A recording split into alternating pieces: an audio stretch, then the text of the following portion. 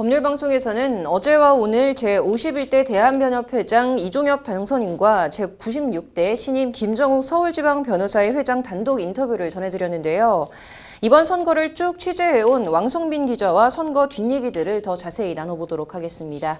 네, 왕 기자, 이번 변협회장 선거는 선거운동 기간 내에 좀 유독 잡음이 많았던 것 같은데요. 예, 그렇습니다.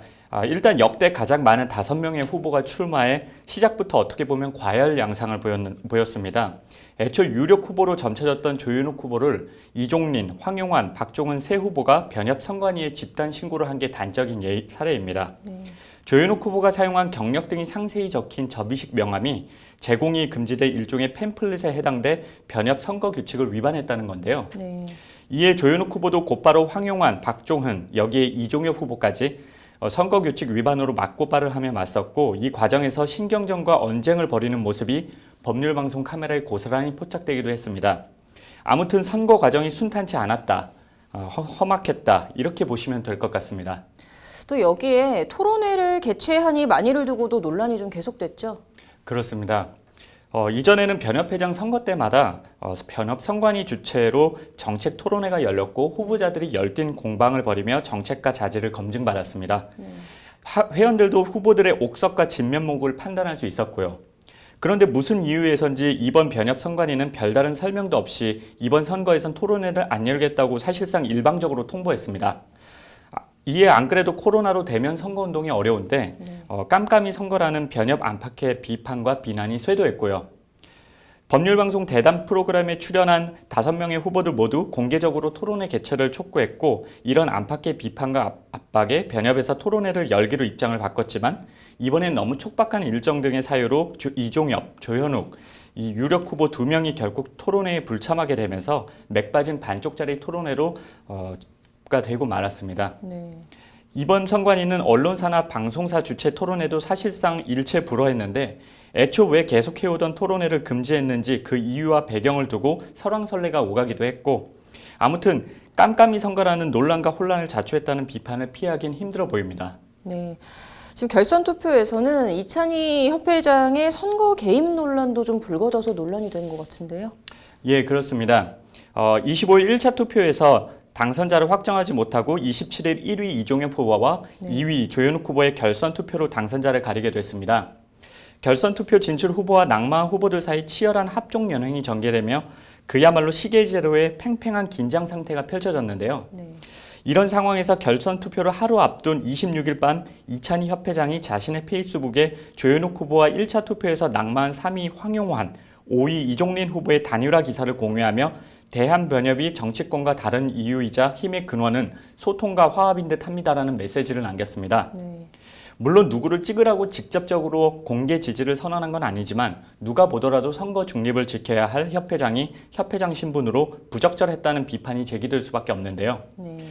이것 말고도 굳이 이종엽 후보가 과태료 300만 원을 받은 사실을 페이스북에 적시하는 등 논란과 그리고 이종엽 후보 측의 반발을 자초한 측면이 있습니다. 이제 그럼에도 이 결선 투표에서 이종엽 당선자가 어떻게 보면 좀 의외의 압승을 했어요.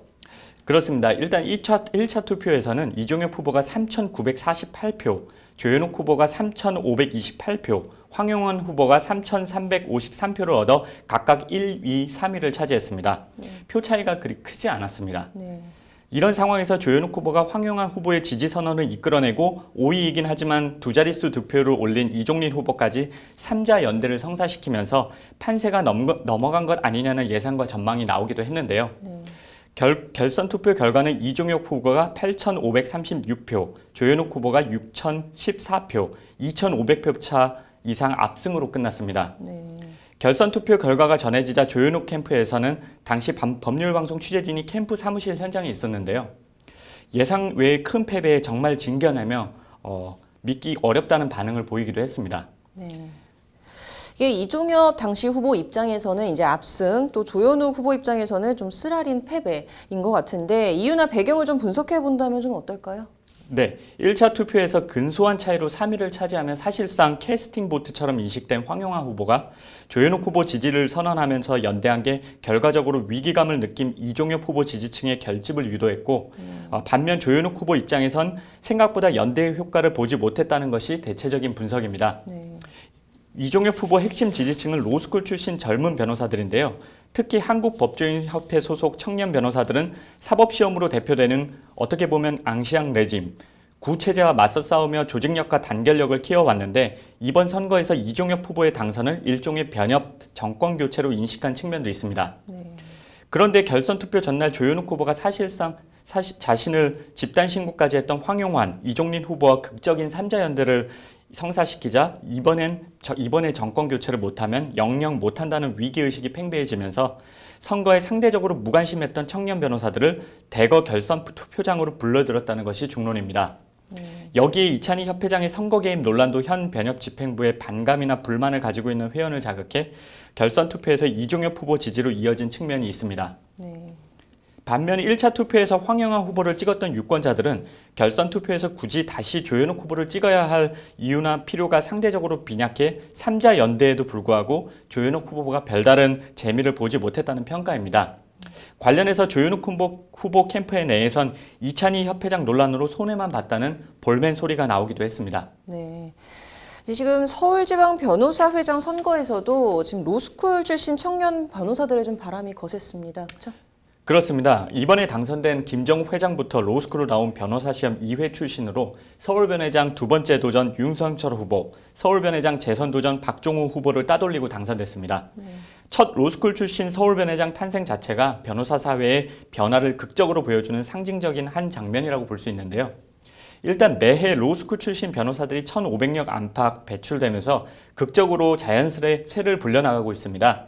서울변협뿐 아니라 이번 변협회장 선거 이종엽 당선인도 선거 초기부터 로스쿨 출신 김정욱, 이제는 서울변회장이지만 당시 후보와 연대 행보를 같이 했는데요. 이번 선거는 로스쿨과 변시 출신 소장 변호사들의 본격적인 주류 편입을 알리는 신호탄이다. 이렇게 의미를 부여할 수 있을 것 같습니다. 네. 지금 대한변협과 서울변회가 좀 사실상 한 캠프에서 나온 셈이니까 좀 정책이나 뭐 공약 추진도 함께하면서 탄력을 좀 받을 수 있겠네요.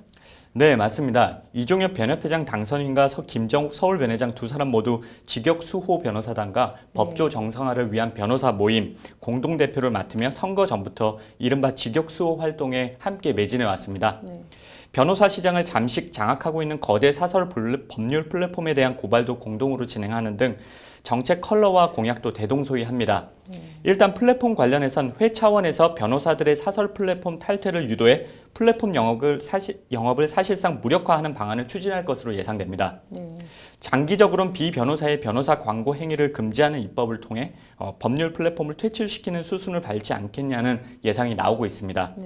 어쨌든 이번 선거가 이종엽, 김정욱 연대의 완전한 승리로 끝난 만큼 변협과 서울변회가 보폭을 같이 하며 여러 공약과 정책들을 추진할 걸로 보이는데 실제 얼마만큼의 성과와 시너지 효과를 낼지는 차차 지켜봐야 될 것 같습니다.